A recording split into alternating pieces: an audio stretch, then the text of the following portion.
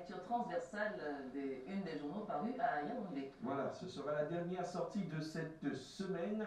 On imagine la teneur de la presse en termes d'information lundi après le vote. Mais pour l'heure, on lui passe le témoin. D'ailleurs, je tire mon chapeau, monsieur. Bonjour Douala, bonjour à vous Patricia, bonjour Aimé. Patricia et Aimé, vous êtes tous les deux bien aimés à Yaoundé. Je vous accueille le cœur enflammé de joie et je vous souhaite la bienvenue. Je souhaite également la bienvenue à nos téléspectateurs, ceux du Cameroun et du monde entier qui sont tous chargés faute d'informations. Bienvenue donc à cet exercice. C'est la première partie de la revue de presse du Canada international. Ce 5 octobre, vous le disiez il y a un moment, marque donc la célébration de la journée mondiale des enseignants. Cette journée-là fait partie de l'agenda de Cameroun Tribune édition de ce vendredi. En tout cas, c'est la dernière édition de la semaine du quotidien camerounais à capitaux publics. Et pour cause, justement, le Cameroun de concert avec la communauté internationale célèbre la 24e édition de la journée mondiale de l'enseignant autour du thème Seigneur de la craie et l'apothéose. Je rappelle encore Cameroun Tribune. Ce sera aujourd'hui même du côté du Palais des Sports de Ouarda, le site mythique qui va donc abriter les enseignants camerounais. Question de célébrer à leur manière ce qu'ils donnent à cœur, joie d'ailleurs, à la communauté nationale. Et vous le disiez tantôt, comme Cameroun Tribune, eh bien, c'est un grand merci qu'on adresse à l'ensemble des enseignants camerounais, quel que soit le secteur d'activité. Mais en grande une du quotidien camerounais à capitaux publics édition de ce vendredi, Cameroun Tribune donc qui parle de la convocation depuis fort longtemps maintenant du corps électoral. Eh bien, il y a ces Camerounais qui sont attendus aux urnes dimanche prochain, dans 2 jours exactement. Eh bien, ce sont 6 600 000 électeurs qui sont attendus aux urnes. Question de désigner celui qui sera le prochain président de la République du Cameroun, celui qui sera donc chargé de présider aux destinées de la République pour les 7 prochaines années. Tranquillement, on s'achemine donc vers cette échéance avec l'action aussi en kiosque ce vendredi. C'est le journal du comité central du RDPC. L'action qui prend donc en compte ce matin la force du peuple et qui appelle d'ailleurs cette force du peuple-là à se déployer en faveur de la candidature qui a été placée sous le sceau donc de la force de l'expérience. Le journal du comité central du RDPC rappelle l'état d'esprit des militants de cette formation politique et aussi l'état d'esprit des partis politiques alliés ou même ralliés au RDPC qui naturellement s'en vont voter Paul Biya le jour 10, c'est-à-dire exactement dans 3 jours maintenant. Nous serons alors le 7 octobre prochain et l'action appelle le vote dans la sérénité et la confiance. C'est déjà acquis ou presque du côté des militants du Rassemblement démocratique du peuple camerounais RDPC. D'ailleurs, l'action édition de ce vendredi propose ce qu'il est convenu d'appeler un guide de l'électeur. Il s'agit de proposer à l'ensemble des militants du RDPC et non pas seulement eux, un certain nombre de conseils pratiques qu'il faudra observer le jour de l'élection, c'est-à-dire le 7 octobre prochain. Et justement, en ce 7 octobre 2018, qui a été retenu comme étant date de l'élection présidentielle au Cameroun, le journal Essentiel voit un moment essentiel pour la communauté nationale, car l'enjeu n'est plus à démontrer, à savoir l'élection du chef de l'État camerounais. L'essentiel en kiosque ce matin prévient simplement qu'il n'y aura ni victoire volée, ni victoire truquée, comme semble le dire un certain nombre d'informations qui circulent, notamment dans les réseaux sociaux. Mais l'information de la semaine qui est proposée par le journal L'Essentiel en kiosque ce vendredi, angle sur la campagne des épouses des présidentiables, justement, repère distingue de ce fait-là, celles qui ont bougé en début des campagnes, qui ont donc contribué d'une manière ou d'une autre à ce que leurs époux soient vus comme tels et avec des arguments sur la place publique, mais également le journal en kiosque ce matin fait dire qu'il y a des épouses de ces présidentiables à propos des candidats à l'élection présidentielle qui sont restés quelque peu dans l'ombre, c'est à regretter. Mais à prospective nouvelle, le journal de Jean-Baptiste Biaye, édition de ce vendredi, on en est encore à donner et à publier la profession de foi du président candidat Paul Biya, l'homme du 6 novembre. C'est là d'ailleurs d'ailleurs en 10 points. Et parmi ces 10 points-là, souligne le journal de Jean-Baptiste Biaye, il y a donc l'accroissement du rôle des femmes et des jeunes, notamment pour ce qui est de la gouvernance publique au Cameroun. Et il s'agit là probablement d'une promesse qui a donc été faite après l'élection présidentielle du 7 octobre prochain, à savoir que le gouvernement Biya pourrait inclure davantage de femmes et aussi de jeunes. Mais en attendant l'après-vote, le journal Le Soir ce matin bat encore campagne pour le Rassemblement démocratique du peuple camerounais RDPC sur l'ensemble du territoire national, c'est vrai, mais davantage dans le département du Fundi. Nous sommes dans la région du centre, le Fundi, mais le Fundi est deuxième en particulier, qui est donc souligné comme étant un prototype de cet arrondissement-là, de cette unité administrative qui s'en va voter à 100% pour le compte du candidat Biya. Le ministre est également en kiosque ce vendredi. Le journal qui tient aussi à additionner, à saler l'addition dans sa livraison de ce vendredi. Et justement, il renseigne que c'est bien Paul Biya qui est le meilleur choix s'agissant des candidats en lice pour le scrutin de dimanche prochain. Il fondait d'ailleurs cette posture sur deux aspects, à savoir le meeting de Maroua, on s'en souvient la semaine dernière, et la confirmation de l'organisation de la CAN, la Coupe d'Afrique des Nations de football. C'est encore un acquis du renouveau. Il est tout à fait récent, mais il est intervenu cet acquis-là au cours de la campagne électorale et cela est à mettre à l'actif du président candidat. En amont, signale cependant le courrier également en kiosque ce vendredi, il y a eu des chantiers de développement, notamment en faveur des populations du septentrion, la Damawa, le nord, mais également et surtout l'extrême nord Cameroun où le couple présidentiel a séjourné la semaine dernière et dans la suite, il y en aura d'autres. D'ailleurs, le président candidat lui-même en a fait l'annonce lors de son récent séjour de ce côté-là à Maroua. Il a donc annoncé un certain nombre de mesures visant le développement local, mais également entre le Cameroun et le Tchad voisin. Annonce ayant été faite de ce côté-là que le train va désormais partir de Ngaoundéré, là où il s'arrête en l'état actuel des choses, pour rejoindre donc la capitale tchadienne, N'Djamena. Cela s'appelle simplement faire de la campagne autrement. La campagne autrement, comme l'atteste également la grande une de Génération Libre, le journal de Fotso, également en kiosque ce vendredi. De la parole donnée à Robert Elumdon et l'on retient que Paul Biya n'aura fait que des promesses réalistes, notamment depuis 2011 lorsqu'il battait campagne. À cette occasion-là, il avait été formulé des promesses on ne peut plus réalistes à l'occasion de ces septennats de grandes réalisations qui allaient être lancées et qu'à l'occasion de ces septennats de grandes opportunités qui s'en va s'ouvrir éventuellement, eh bien qu'il a réalisé des promesses réaliste, mais le 7 octobre prochain n'est pas si évident pour ce que cela pour le président candidat Paul Biya, car en cette année 2018, eh bien, la campagne n'a ressemblé à aucune autre en termes de campagne précédente.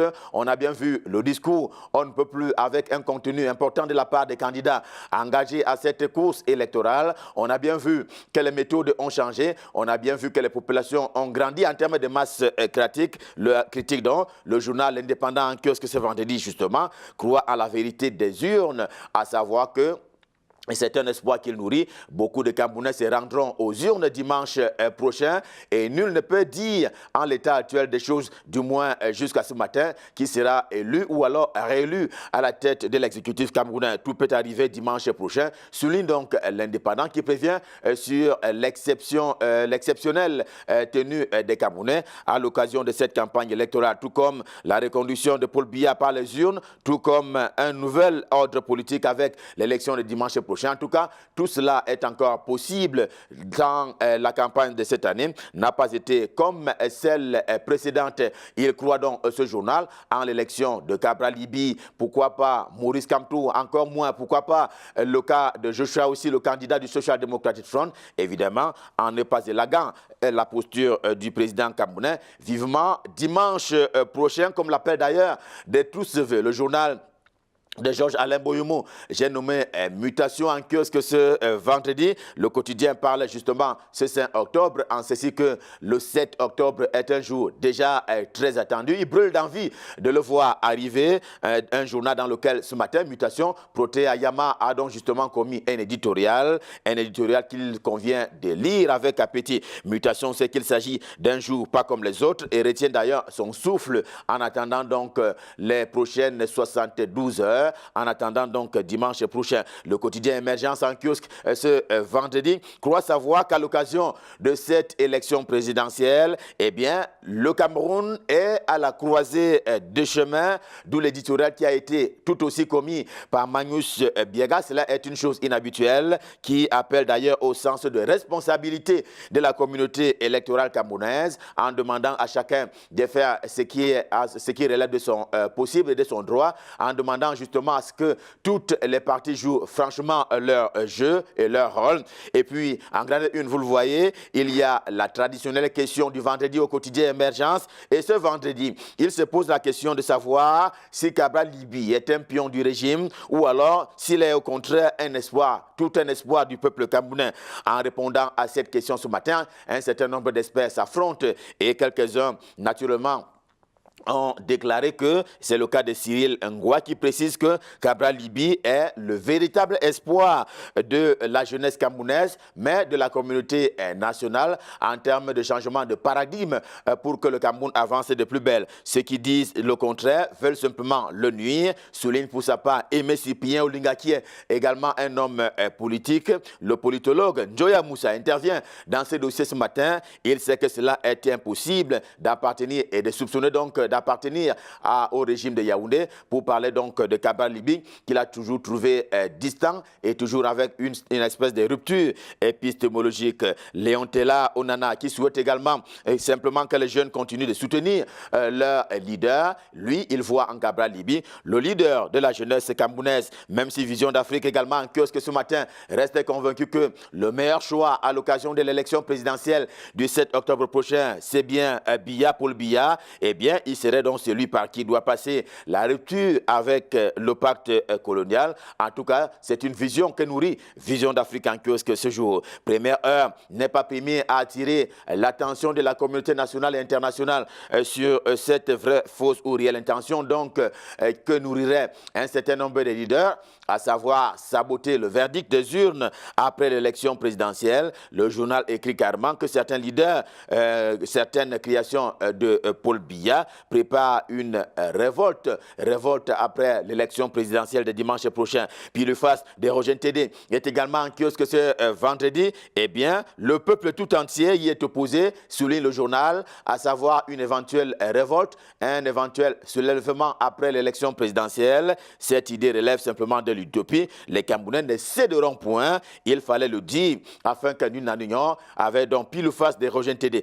Encore que le quotidien L'Épervier, dans sa dimension spéciale ce vendredi, qualifie un peu ces velléités réelles ou supposées comme telles étant de la roublardise. Eh bien, le journal compte sur la maturité des Camerounais qui vont naturellement s'opposer à toute forme de révolte illégale en faisant allusion aux idées de coalition pour venir à bout du candidat Paul Biya par tous les moyens, sauf les moyens d'ordre légal et même légitime, car pareille coalition serait contre nature. L'orphelin est également en kiosque ce vendredi. Le journal qui évoque les mêmes supposées contestations post-électorales. D'où pour le journal l'urgence de la dénonciation de ce qu'il croit être une idée de déstabilisation envisagée contre le Cameroun. Ce matin, il évente d'ailleurs les rencontres secrètes des leaders, certains leaders des partis politiques et certains leaders politiques tout court. Et le journal estime que cela doit être mis sur la place publique. Question d'empêcher à ce que le Cameroun sombre dans ce qui n'est pas du tout bien et ce qui ne conduit pas à la prospérité de la République. Mais rien à faire, le journal Événement est également en kiosque et cela est sans embâche. Eh bien, Paul Biya sera réélu et il ira aux urnes lui aussi, mais il sera réélu par ses compatriotes, y compris les militants du RDPC. Et ce serait alors, à ses yeux, son choix, un choix à la fois patriotique et salutaire. Il appelle donc les Camerounais à élire Paul Biya. Question de respecter ce double enjeu, selon lui. The Median, le journal camerounais d'expression anglaise, est également en kiosque ce vendredi et ne voit pas les choses de la même manière que les précédents journaux, car il regrette le peu de campagne qui a été battue sur le terrain par le président candidat Paul Biya. Et justement, il attendait à ce que Paul Biya se rende au moins à Boya ou même tout au plus du côté des Bamenda, dans la capitale de la région du nord-ouest camerounais. Et c'est pour lui, cette descente sur le terrain aurait pourrait contribuer de façon décisive à arrêter ce qu'il est convenu d'appeler la crise anglophone. Néanmoins, l'Albatros, également en kiosque ce vendredi, montre comment, même non présent physiquement sur le terrain, Paul Biya est effectivement sur le terrain de la campagne à travers ses lieutenants. C'est le cas d'ailleurs dans la région de l'Ouest Cameroun, où il peut compter sur des soutiens indéfectibles. Et on voit sur la photo quelles sont les figures sur lesquelles on peut poser cette confiance présidentielle à propos de la campagne sur le terrain. Dans sa forme classique édition de ce vendredi, le quotidien L'Épervier fait cas de la campagne, mais de la campagne autrement. Il ne suffit pas d'organiser des meetings, il y a également des actes qui parlent d'eux-mêmes. C'est le cas dans l'arrondissement de Yaoundé 7e. Nous sommes dans la cité capitale où la ville propre a donc été lancée. Question d'amener les uns et les autres à adhérer donc au projet de société du candidat Paul Biya. Nous sommes là dans l'arrondissement de Yaoundé 7e. Mais la grande une du journal de Léopold Clovis, nous, je vous le voyez, a trait et question d'ailleurs une entreprise d'origine vietnamienne qui fait dans la téléphonie mobile au Cameroun, et apparemment cette entreprise-là bafoue la réglementation en vigueur au Cameroun en matière donc de téléphonie mobile. C'est donc à lire dans le quotidien L'Épervier, édition de ce vendredi, avec L'Épervier Stop Fin pour la revue de presse Made in Yaoundé, édition de ce vendredi. C'était la dernière avant l'élection présidentielle de dimanche prochain. Le cœur enflammé de joie. Nous vous donnons rendez-vous pour lundi prochain quand il sera 7 h, et ce sera alors le premier rendez-vous post-électoral. D'ici à là, comme d'habitude, je vous souhaite de passer d'excellents moments, toujours en compagnie du programme de Canal International. Pour l'heure, je repasse comme d'habitude par Douala pour passer le pouvoir entre les mains de Patricia et Aimé pour la suite et la fin de Canal Matin. C'est à vous Patricia, c'est à vous Aimé, c'est à vous Douala, et je souhaite déjà bien des choses à Michael Chikcho qui nous fera suite dans un moment seulement. C'est à vous.